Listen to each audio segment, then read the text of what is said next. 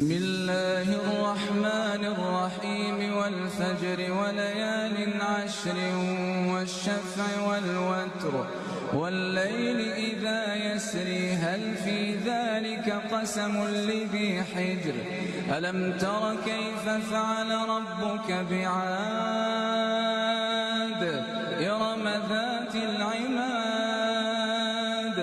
التي لم يخلق مثلها في البلاد وثمود الذين جابوا الصخر بالوادي وفرعون ذي الأوتاد